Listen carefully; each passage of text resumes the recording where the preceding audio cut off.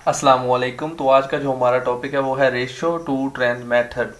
अब ये ratio two trend method हमारे पास क्या होता है, ये हमारे पास in this method the trend values are obtain for each time period. यानी कि देखें हम ट्रेंड वैल्यू इसमें ऑब्टेन कर रहे हैं। पहला काम हमारा क्या है, इसमें ट्रेंड वैल्यू को निकालना, ऑब्टेन करना by fitting a least square trend line. ठीक है, लीस्ट स्क्वेयर ट्रेंड लाइन लगाते हुए either to observe time series data. यानी कि अगर हमारे पास ये देखिए, अगर ये मेरे पास एक टाइम सीरीज का डाटा पड़ा होता तो इसे हम क्या करेंगे, ओरिजिनल डाटा जिसे हम कहते हैं, ये हमारे पास ऑब्जर्व टाइम सीरीज डाटा है। ठीक है, और टू द एनुअल एवरेजेस। यानी कि अगर हमारे पास एक क्वार्टर दिया गया ना तो इस क्वार्टर की एवरेज ले लें, फिर इस क्वार्टर यानी कि इस ईयर की सारे क्वार्टर्स की एवरेज ले लें, इस ईयर के सारे क्वार्टर्स की, इस ईयर के सारे क्वार्टर्स की और इस ईयर के सारे क्वार्टर्स की। फिर उनके ऊपर आप क्या फिट करें, आप फिटिंग का least square trend line fit करें। तो इसके बारे में घबराने की जरूरत नहीं है। एक एग्जांपल हमारे पास इसकी होगी यहाँ पर कि हमारे पास जब हमने ऑब्जर्व्ड टाइम यानी पे हमारे पास ऑब्जर्व्ड टाइम सीरीज डाटा के ऊपर हमने ट्रेंड लाइन फिट करनी है, लीस्ट के ट्रेंड लाइन, और एक हमारे पास एनुअल एवरेजेस के ऊपर। तो हम पहले जो एग्जांपल करने लगे वो हमारे पास ऑब्जर्व टाइम सीरीज की होगी। ठीक है, तो ये हमारे पास इसमें हमारे पास हमें ये तो पता चल गया कि हमने क्या करना है, हमने ऑब्टेन कर लेनी है इसमें ट्रेंड वैल्यूज। तो उसके बाद में हमारे पास वो हमें ये बता रहा है कि रेस्ट ऑफ द कंप्यूटेशनल इसमें जो हमारे पास है प्रोसीजर सेम होता है। किसके साथ सेम होता है, जैसे हमारे पास ratio to moving average method में था। अब देखिए हमारे पास ratio to moving average method में हमारे पास क्या था हमारे पास, उसमें हमारे पास सेंटर्ड मूविंग एवरेजेस आ जाती थी, यानी कि टीसी की वैल्यू आ जाती थी। ठीक है, तो ये हमारे पास क्या, यहाँ पर हमारे पास क्या होता था, टी, और उसके बाद में ये कंपोनेंट के बात कर रहा हूँ, टाइम सीरीज कंपोनेंट के, और यहाँ पर एस सी एंड आई, यानी कि वाई हमारे पास इसके साथ मिलकर बना होता था, और हमारे पास ये हमारे पास क्या पड़ी होती थी, ये हमारे पास मूविंग सेंटर्ड मूविंग एवरेजेस होती थी। हम यहाँ पर करते क्या थे, अब देखिए हमने क्या कहा था, हम ओरिजिनल वैल्यू को डिवाइड करवाते जो हमारे पास यहाँ पर पड़ी होती थी उसके करोस्पॉन्डिंग जो सेंटर्ड मूविंग एवरेजेस। तो यहाँ पर भी हम सेम कर रहे हैं। यहाँ पर हमारे पास देखें जो ओरिजिनल वैल्यू होगी, यानी कि उसने कहा ना कंपटीशन, हम देखें पिछले साल पिछले वाले के साथ कंपेयर करके चल रहे हैं कि हमारे पास 72 है, तो मैंने इसके क्रॉसपॉन्डिंग जो मेरे पास ट्रेंड वैल्यू उसके ऊपर डिवाइड करवा देना, यानी कि 72 डिवाइडेड बाय 78.2। तो ये मेरे पास क्या होगा, इसे यानी कि इतना कम हो गया, और फिर मैं इसे इसका जवाब जो रेशो का जवाब आएगा उसे मैं मल्टीप्लाई बाय 100 करके इसे मैं परसेंटेज के अंदर एक्सप्रेस करा रहा हूँ। तो ये चीज़, ये जो मेरा आंसर आता है इसे मैं क्या कहूँगा, सीजनल रिलेटिव। तो आपको याद होगा आपने कहा था क्या क्या, जब हमारे पास ओरिजिनल वैल्यू और उसे हम इसे ट्रेंड वैल्यू के ऊपर डिवाइड कराएं और परसेंटेज के अंदर उसे क्या कराएं, एक्सप्रेस करवाएं, तो उसे हम क्या कहते हैं, सीजनल रिलेटिव। यानी कि आप यहाँ पर हर क्वार्टर के लिए एवरी सिंगल क्वार्टर के लिए सीजनल रिलेटिव निकालेंगे। आपका पहला काम ये होगा।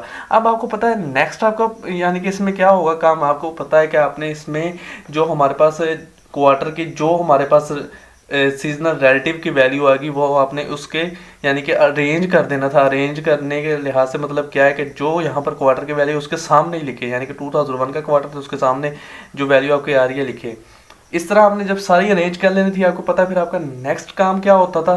नेक्स्ट काम आपका ये होता था कि आपने ये देखना है कि आपने जो हमारे पास अब क्वार्टर्स की वैल्यू है इनके एवरेज अपने क्वार्टरली एवरेज ले लेनी थी। ठीक है, अब क्वार्टरली एवरेज का मतलब क्या है, एक क्वार्टर के अंदर जो वैल्यूज पड़ी हैं उनको आप प्लस करें, यानी कि पहले आप टोटल लें फिर उसके नंबर ऑफ वैल्यूज उस पर डिवाइड कर दें। तो इसमें आपको एक चीज़ याद होगी, हमने कहा था ये वाला जो आंसर है आप वो मीडियन के जरिए भी एवरेज ले सकते हैं, आप इसके मीन के जरिए भी ले सकते हैं। ठीक है, तो अगर तो आप मीडियन के जरिए लेते तो आपको टोटल की तो जरूरत ही नहीं ना पड़नी थी, टोटल के कॉलम की, तो डायरेक्ट आपने मीडियन की वैल्यू लिख देनी थी। अब देखें, अब अगर मैंने अब लिखा है तो मैंने ये एग्जांपल के लिहाज से लिया है, तो इसमें इसने एवरेज यूज़ की है। तो अब देखें एवरेज में आपको सिर्फ एक चीज़ देखनी पड़ती है, क्या कि आपने मॉडिफाइड करना होता है मीन को। मॉडिफाइड क्यों करना होता है कि अगर हमारे पास अनयूजली लार्ज या स्मॉल वैल्यू डाटा के अंदर आ रही हो, कौन से डाटा के अंदर, अब मैं पहले ये पॉइंट आउट कर देता हूँ कि हमारे पास कौन कौन सी हैं।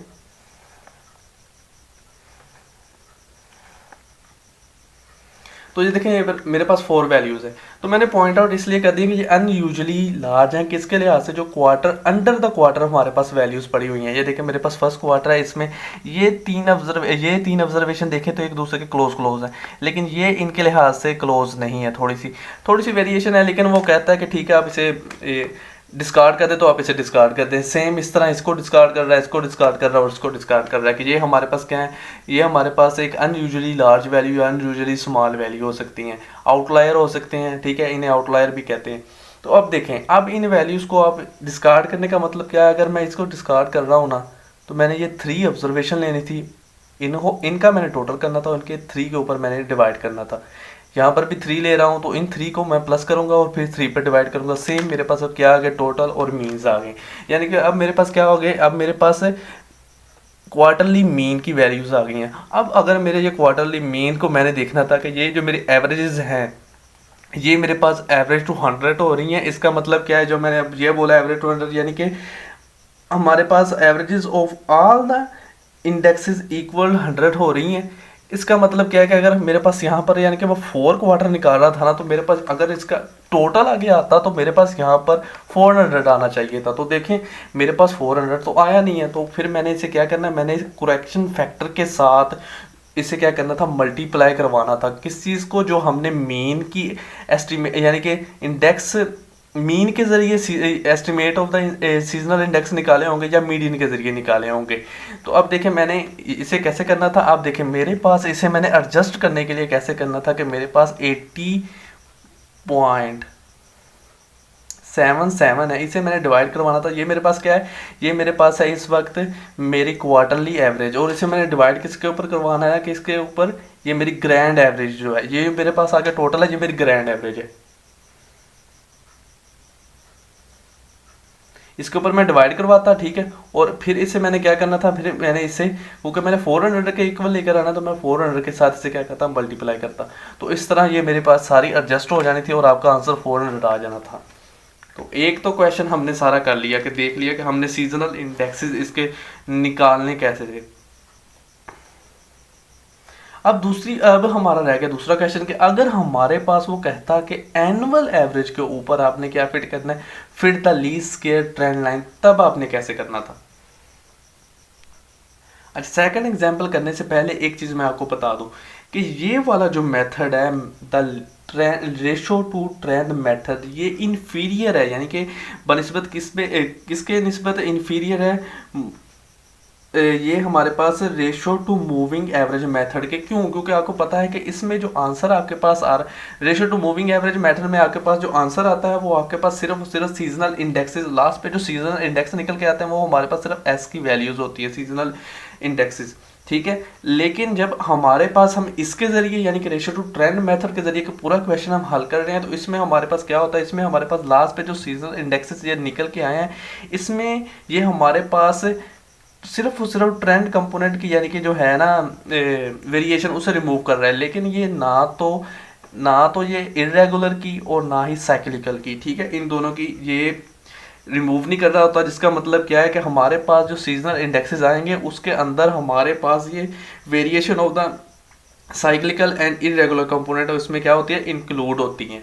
इस लिहाज से, इस वजह से ये इंफीरियर है कंपेयर टू किसके, ratio to moving average method के। अब हम करते हैं इसका सेकंड क्वेश्चन।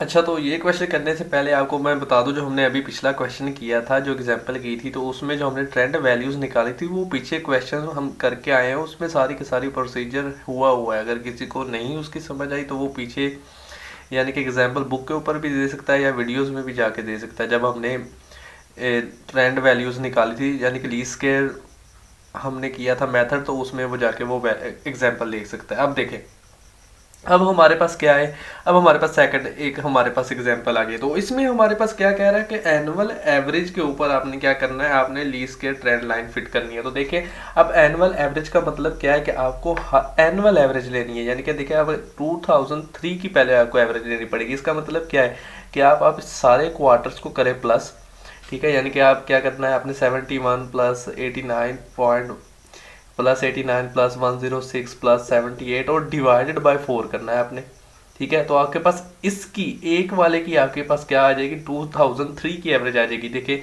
हमने एक एवरेज निकाली, फिर दूसरी, फिर तीसरी, फिर चौथी, इस तरह आपके पास ये एवरेज आएगी, क्योंकि हमने एनुअल एवरेज के ऊपर हमने कहा था कि हमने लीस्ट के ट्रेंड लाइन फिट करनी है। अब देखें, नेक्स्ट स्टेप हमारा क्या होगा, हमें पता है कि हमने सबसे पहला स्टेप क्या कहा था कि रेशियो टू ट्रेंड कंपोनेंट के अंदर हम इसमें क्या करते हैं, हम ऑब्टेन करते हैं क्या, हमारी ट्रेंड वैल्यूज। तो ऑब्टेन आपको पता है, आपने ट्रेंड वैल्यूज जैसे कि मैंने आपको अभी पहले भी बोला है कि हमने जब पीछे किया था मेथड ऑफ लीस्ट किया, तो उसके अंदर हमने सारी कंप्यूटेशन की हुई है, लेकिन एवरेज के लिहाज से हमने अभी तक नहीं किया था। तो देखिए हम एवरेज के लिहाज से भी यहाँ पर करने लगे कि एवरेज के लिहाज से कैसे करते हैं। आपको पहले ये एक्सिस के वैल्यू तो पता चल गई होगी कि आपने कैसे करनी है। अगर आपने पीछे वीडियो नहीं भी देखी तो मैं आपको बता देता हूँ। तो आपने क्या करना होता है, इसमें आपने पहले सेंटर देखना होता है। तो आपका यहाँ पर सेंटर कहाँ पर बन रहा था, यानी कि हमारा जो पीरियड का सेंटर, टाइम पीरियड का सेंटर बन रहा है, तो ये हमारे पास क्या यहाँ पर बन रहा है। तो यहाँ पर हमारे पास क्या होना था, 0.5 ऊपर माइनस का और 0.5 नीचे।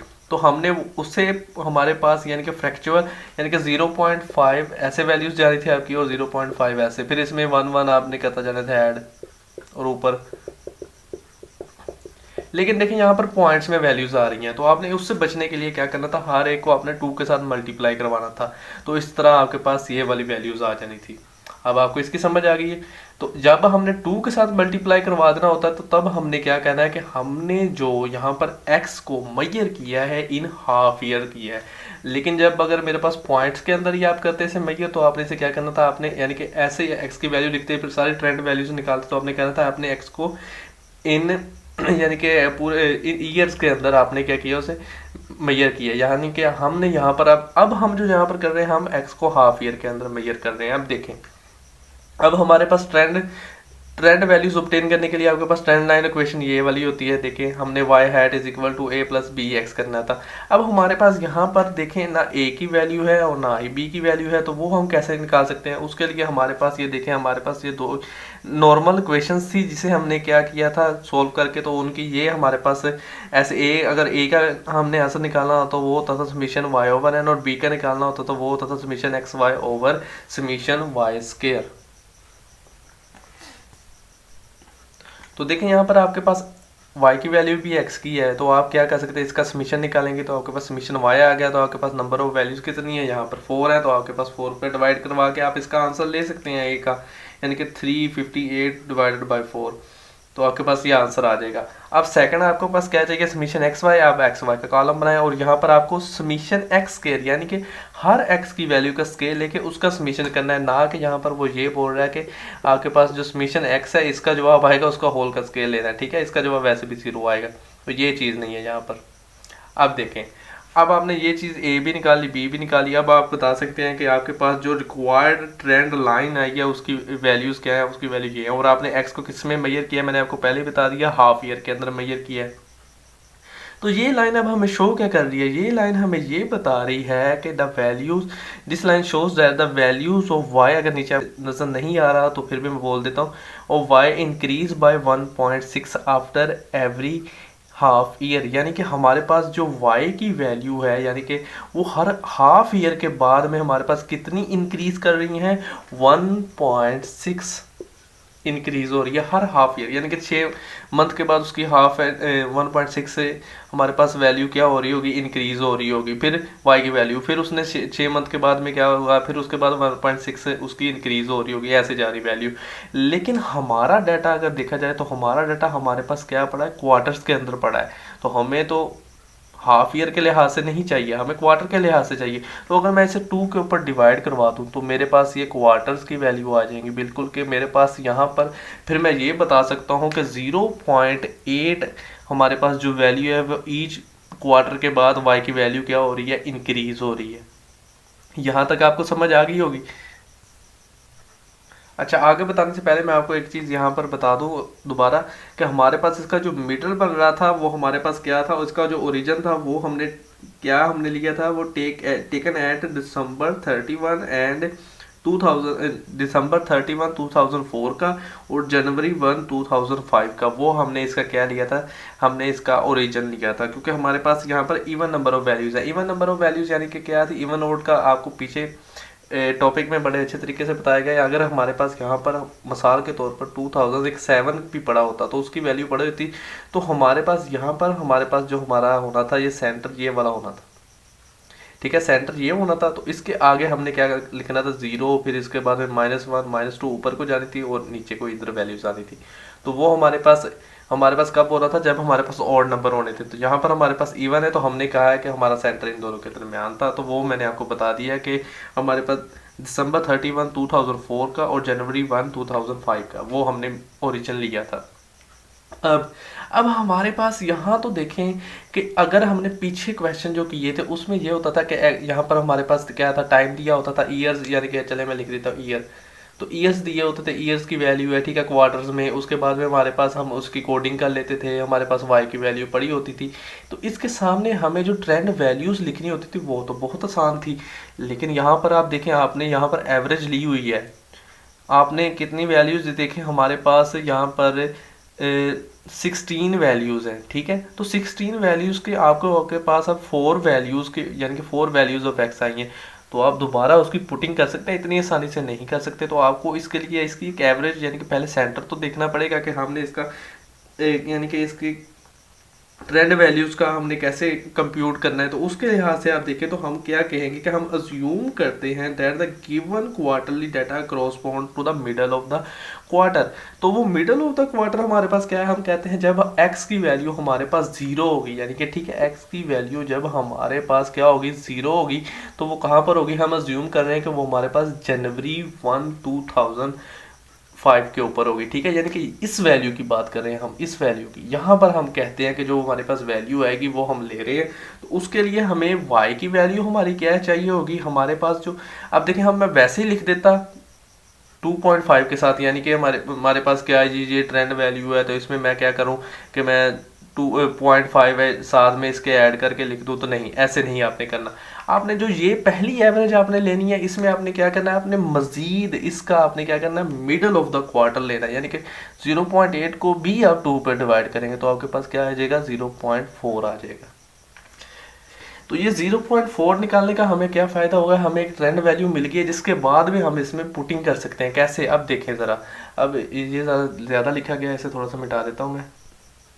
देखिए, हमें एक ओरिजिन की वैल्यू मिल गई थी, ठीक है, हमें एक, अब देखें यहाँ पर हमें एक वैल्यू मिल गई है और हमने यहाँ पर क्या कहा था, हमें ये लाइन क्या बता रही है कि हर क्वार्टर के बाद उसमें कितना इंक्रीज आ रहा है, 0.8 इंक्रीज आ रहा है। यानी कि अब मेरे पास एक वैल्यू ये आ गई ना, तो अब मैं बता सकता हूँ। अब देखें यहाँ पर भी ये 89.9 मैंने कैसे लिखा है, ये देखिए मेरे पास 89.9 है, ठीक है। ये वाले मैं ट्रेंड की बात कर रहा हूँ, ये वाली ट्रेंड लाइन की जो मेरे पास थी। तो इसमें मैंने क्या करना है, प्लस ये वाला जो मैंने अब आंसर निकाला है 0.4। तो ये 0.4 आंसर मेरे पास निकालने के बाद ये मेरे पास वैल्यू आ जाएगी। तो आप देखें, अब मैं बहुत आसानी के साथ ये सारी की सारी कर सकता हूँ, क्योंकि मैंने यहाँ पर इंटरप्रिटेशन में कहा था कि मेरे पास ये जो वैल्यू आ रही है 0.8, ये मेरे पास क्या है, हर क्वार्टर के बाद ईयर में इंक्रीज, हर क्वार्टर के बाद इंक्रीज इतनी हो रही है ईयर में। तो आप देखें ज़रा, तो इसका मतलब क्या है कि अगर मैंने इंक्रीज की तरफ जाना है, यानी कि आगे की तरफ जाना है, तो मुझे पता है क्या होगा कि मेरे पास क्या इंक्रीज आ रही है, कितने की, 0.8 की। तो मैं जैसे ही इस आंसर में 0.8 प्लस करूंगा, मेरे पास आंसर आ जाएगा। फिर मेरे पास आगे आंसर आते जाएंगे, ठीक है, आगे को। अब देखें, हमने इंक्रीज की बात की, तो इसका मतलब क्या है, अगर क्वार्टर से मैं पीछे जाऊंगा तो मुझे क्या करना पड़ेगा, मुझे 0.5 माइनस करना पड़ेगा। ये देखें, यानी कि प्रोसीडिंग वैल्यूज में से आप देखें तो अब 0.5 इसमें से माइनस करेंगे तो आपके पास इस क्वार्टर की वैल्यू आ जाएगी, फिर इससे ऐसे आपके पास सारी वैल्यूज आ जाएगी। यानी कि इससे आप 0.8 माइनस करेंगे ये वाली वैल्यू, फिर ये आपके पास।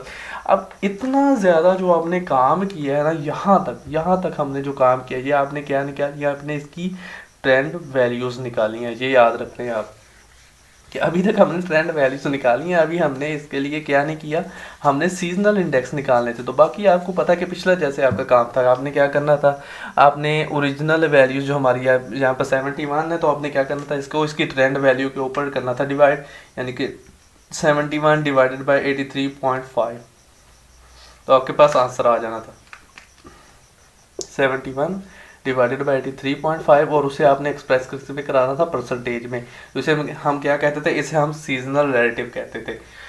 तो इस तरह आपके पास सीजनल रिलेटिव की वैल्यूज़ आ जाती। इस तरह आपने सारी की सारी एडजस्ट कर लेनी थी बाद में, यानी कि जिस ईयर में जिस क्वार्टर के सामने आपकी वैल्यूज़ है वो लिखनी थी, और उसके बाद में आपने ईयरली एवरेज, हम हमारे पास क्वार्टर में डाटा है तो क्वार्टरली एवरेजेस निकालनी थी। फिर आपने चेक करना था अगर आपकी वो एवरेजेस इक्वल टू हमारे पास कितने हो जाए, एवरेज टू 100 हो जाए। इसका मतलब क्या है कि ऑल द एवरेजेस हमारे पास जो होती हैं वो एवरेजेस ऑफ द इंडेक्स हमारे पास हो वो इक्वल 100 के आ जाए, यानी कि 100 हमारे पास यहाँ पर 400 टोटल का आंसर आना चाहिए। तो देखिए हमारे पास यहाँ पर आंसर जो आ रहा है वो 399.7 है, तो ये अप्रोक्सीमेटली देखें तो 400 के इक्वल ही है। तो हमने इसीलिए यहाँ पर इसे कह दिया कि यही हमारे सीजनल इंडेक्स है। अगर हमारे पास ये अगर यहाँ पर 7 होता तो हमने इसे क्या करना था, हमने इसे एडजस्ट करना था। वो कैसे करना था, हमने जो मीन की वैल्यू थी वो वाली वैल्यू, एक क्वार्टरली मीन की, ठीक है, क्वार्टरली एवरेज की, तो उसके बाद में हमने क्या करना था, उसे जो उसकी ग्रैंड एवरेज पड़ी होती, यानी कि अगर मिसाल के तौर पर ये वाली थी तो मल्टीप्लाई 400 के साथ करके एडजस्ट करना था। ये हमारा करेक्शन फैक्टर होना था। तो आज का हमारा टॉपिक इतना ही था, आज के लिए इतना ही। अल्लाह हाफिज़।